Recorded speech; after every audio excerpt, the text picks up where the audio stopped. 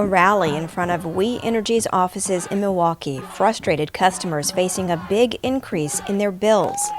We Energy's parent company made more than $1 billion for its shareholders last year. Now it says because of its new solar and wind energy projects, customer rates are going up 13% for electricity and as much as nearly 14% for gas. They have no clue, the families that they're affecting, and no understanding of how important it is for folks to have lights and gas. Rate increases into our energy bills will force us just to choose between my pain medication or my asthma medication or my medication for anxiety and PTSD, or paying for our food, rent, and bills. I'm poor. I'm part of the working poor, and it's hard to make ends meet sometimes, and we shouldn't have to pay more than 6% of our income to We Energies. They should make it affordable. But a growing number of experts say it doesn't have to be this way. Wisconsin utilities are making money off the wrong things. The good news is there is a way to start bringing relief from back-breaking energy bills that's also good for our climate. But what's it going to take to get us there, and will utilities ever go along? I'm Amy Barrio, and this is State of Change from Clean Wisconsin.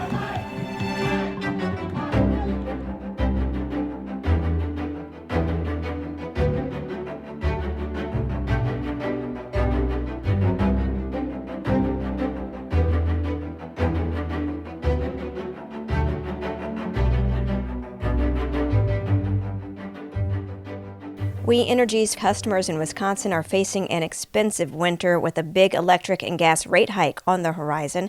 Joining me is Katie Nekola, attorney with Clean Wisconsin, which has intervened in We Energy's rate case with the Public Service Commission. People are upset about this rate case. They're angry. Should they be? Absolutely, they should be. People in Milwaukee and really all across the state are struggling to pay their energy bills. We have inflation. We're still in the middle of a pandemic. People are really having a hard time making ends meet, and We Energies is proposing to raise rates a lot. But We Energies is saying, look, we're building clean energy, wind and solar farms. That costs money, and we have to recover that money by raising rates. Is that a fair argument? I think to a point, that's a fair argument. The construction projects that are in this rate case are real, but there needs to be a balance between building things and deploying the maximum amount of energy efficiency and conservation, for example. What they should do is maximize reducing demand before they build anything. But how much can energy efficiency really reduce demand? How much can that really save? Actually, a really shocking amount of energy could be saved. There are states in this country where per capita they use half the amount of energy that Wisconsin uses.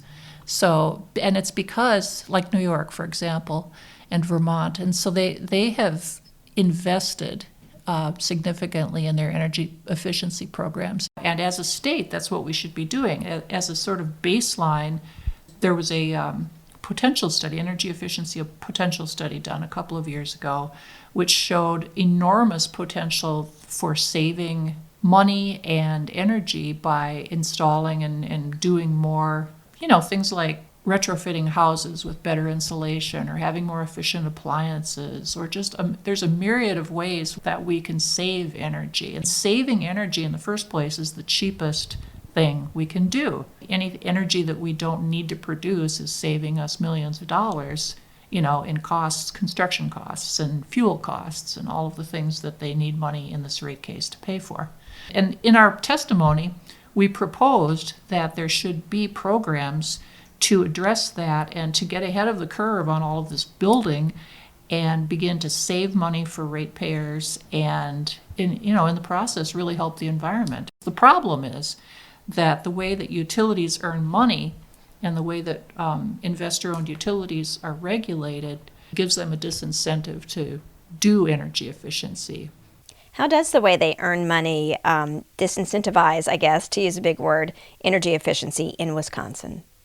So investor-owned utilities make money in a couple of ways. They get their rates set when they come in for a rate case, and that allows them to earn money for their operations and a profit on that money. And then also they earn on capital investments, which is a fancy way of saying build something. So they get to earn a return on investment for when they want to build something. The more efficiency projects they do, the less they need to build. And the less energy they sell, the less money they make from selling energy, right? So there's a built-in, I don't know what else to say besides disincentive. No, that's fine. They don't want to do it. So what we proposed in this case is a different approach. Let them earn money on not producing energy, and a fair amount of money, not too much money, and not enough that it would really impact customer rates very much. And over the long run, it would save customers a lot of money. What's been the reaction of We Energies to this proposal to shift their focus to helping customers save energy instead of making money off of selling energy and building things? Completely uninterested. They don't want to do it. We talked with them. We contacted them before we even proposed this project, and they said, "Oh, we're interested in talking to you. Give us a full proposal, and then we can sit down and talk." So we did. We worked with experts in this area and got together a really well designed proposal for them to consider, and they refused to even discuss it. They said, "Nope, we're not interested in doing this, and see you later."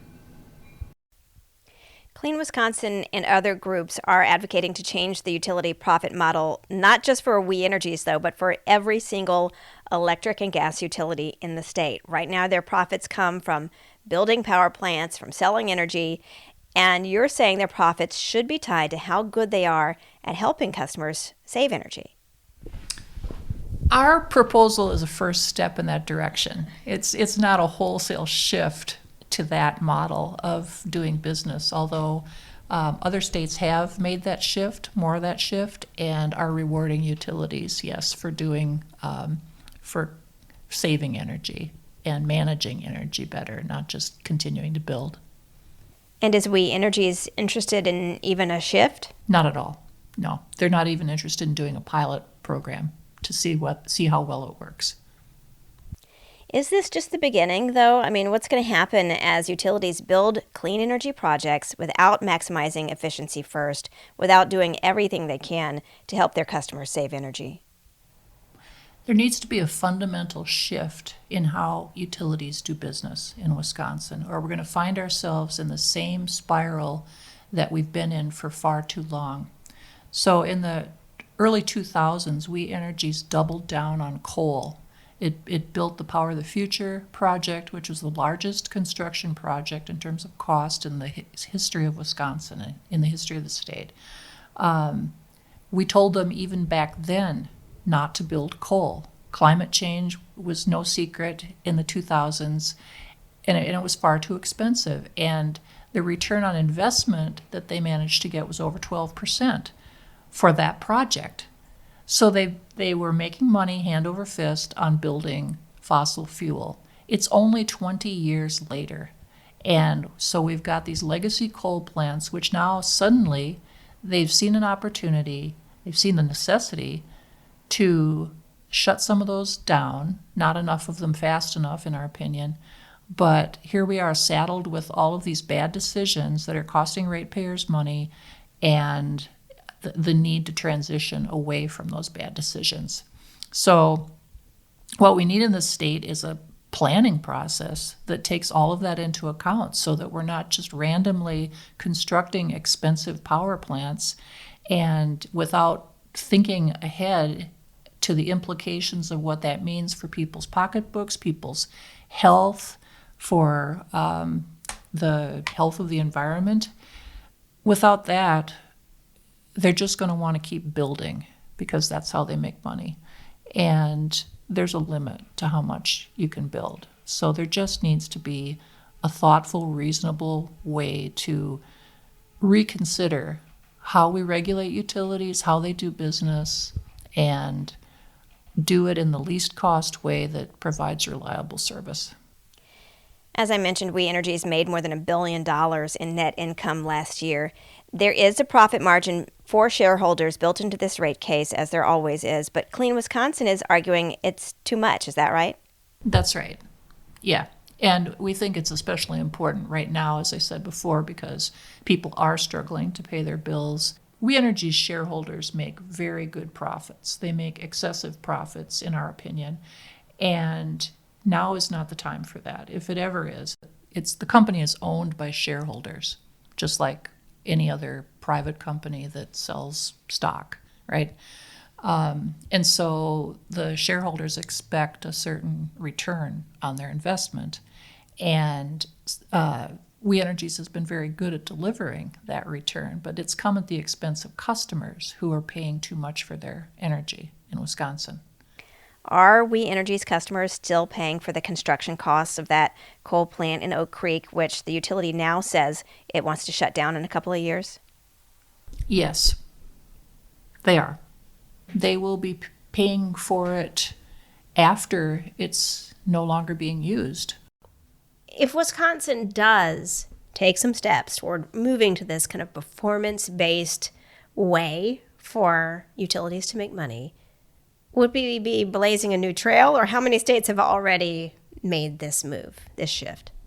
Actually, a lot of states have already begun this shift to performance-based rate making, and to varying degrees. They all are doing it in ways that are individually right for them, which is something Wisconsin can do too. And we're working on this in a series of workshops at the Public Service Commission, where we're talking about, what should the metrics be for Wisconsin? What makes sense for Wisconsin and Wisconsin customers? We've got examples from a lot of other states who have tried this, and we can follow. We don't have to reinvent the wheel here. We can we can learn from them what works and what doesn't work. And we should be doing pilot projects here in Wisconsin right now. It's not too soon. We know enough to go ahead and move forward with this. And in fact, it's getting kind of late. We need to shift how we do business now, because we need to stop climate change, and we also need to give people relief from high utility bills. Utilities in Wisconsin are regulated monopolies by the Public Service Commission. Commissioners are appointed by the governor. Do you feel like this commission wants to do this? And do they have that sense of urgency? I do think that the commissioners now are very interested in exploring performance-based rate making. And I do think that they want to make these shifts. I think they're under tremendous pressure not to from the utilities. The utilities are happy with the way things are, understandably, but I do think that the commission is taking steps to move in this direction. I think we need to go faster. Attorney for Clean Wisconsin, Katie Nekola. To find out more about the We Energies rate case and Clean Wisconsin's legal work at the Public Service Commission, visit cleanwisconsin.org. You've been listening to State of Change. For Clean Wisconsin, I'm Amy Berrio.